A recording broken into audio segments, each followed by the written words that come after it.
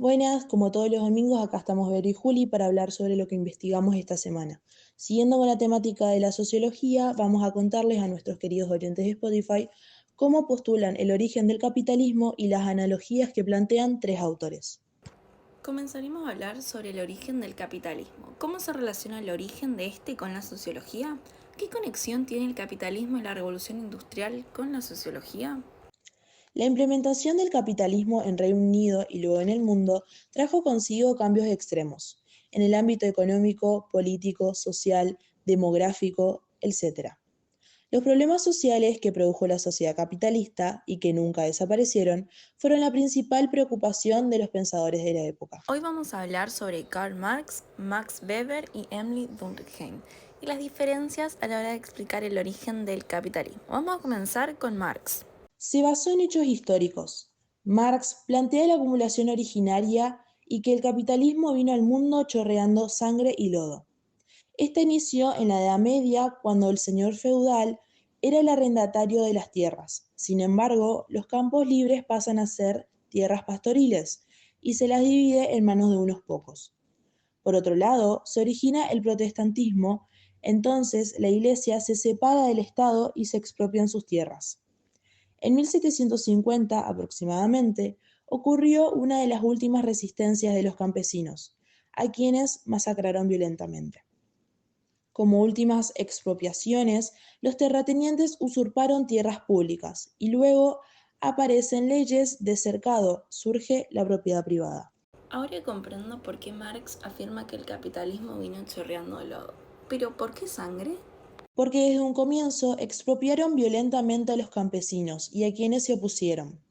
Luego se implementan leyes que indirectamente obligan al campesino a mudarse a la ciudad. El Parlamento inglés estaba formado por los dueños del capital, por lo que las leyes eran favorables para ellos y perjudiciales para los obreros, como la cantidad de horas de trabajo, la persecución en caso de formar asociaciones de obreros, aunque luego se prorrogó dicha ley, entre otros. Por ello, Marx utiliza la imagen del zorro representando a los capitalistas y las gallinas representan a los campesinos. La fábula cuenta que las gallinas se encontraban encerradas en el gallinero junto con sus huevos y el zorro aprovechaba para atacarlas cuando el granjero dormía. Mediante esta fábula, Marx explica cómo los campesinos fueron obligados a vivir en la ciudad y a trabajar en fábricas, que estos representarían el gallinero. Y los obreros, las gallinas, son aprovechados y explotados por el capitalista o por el zorro. Aparte, Weber propuso ideas muy diferentes para explicar el origen del capitalismo. Tiene en cuenta un carácter religioso teológico y diferencia a los países protestantes de los católicos. ¿Cuál es la relación de la fábula La cigarra y la hormiga con esta postura? Bien, la hormiga refiere a los protestantes quienes estudiaban profesiones de tipo industrial y mercantil, se atrevían al peligro y a la exaltación. Opuesto a los católicos representados por la cigarra en esta fábula, que preferían los estudios humanísticos y la seguridad. En la fábula, las hormigas trabajaban mucho para tener provisiones en el invierno, y la cigarra no lo hacía.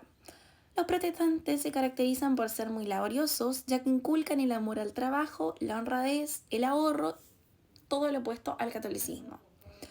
Según Weber, el tipo ideal del empresario capitalista es aquel que aborrece la ostentación, el lujo inútil y el goce consciente de su poder. Además, presenta rasgos estéticos, es decir, que es más importante lo espiritual y no el placer. Este tipo de nobles ejemplares impulsa el desarrollo del capitalismo desde el siglo XV en adelante. ¿Y qué es la predestinación? Para los protestantes, la predestinación es un acto de voluntad divina que determinaba quiénes estaban destinados a salvarse y quiénes estaban condenados a sufrir luego de la muerte. Todos los protestantes deben descubrir el propósito de Dios durante su vida. El hombre cambió el convento por la vida profesional, la oración por el trabajo, ya que así aseguran los protestantes su estado de gracia. Más sencillo, se aseguraban la entrada al cielo mediante la vida profesional. Por último, vamos a explicar a Durkheim, quien estudió la sociedad francesa. Para él, los problemas sociales surgen por la situación de anomia y la carencia de solidaridad. Afirmó que la base de la cohesión social es la solidaridad para cualquier sociedad. La carencia de esta, típica de la época, es el producto de un cambio social rápido y sin regulación jurídica ni moral. Además, plantea que se dio por el pasaje de la solidaridad mecánica a la solidaridad orgánica. La solidaridad mecánica es típica de comunidades rurales o de grupos pequeños, donde los vínculos son personales y la cohesión social se basa en las semejanzas.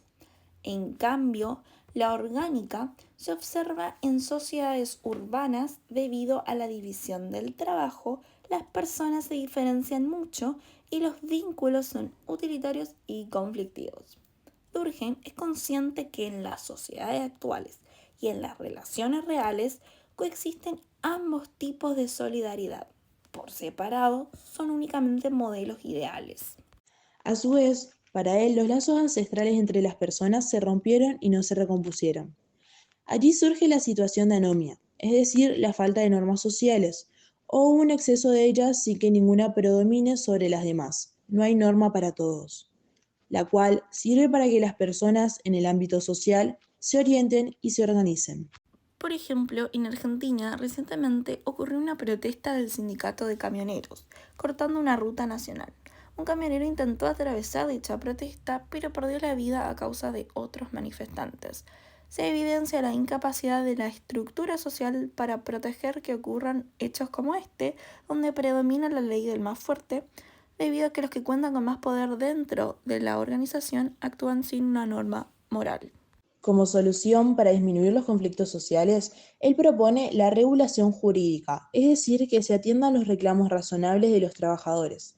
Propone restablecer las normas morales mediante la educación y la recomposición de las antiguas corporaciones. En conclusión, Marx se basó en el ámbito social, Weber en el ámbito religioso y Durkheim en el ámbito moral.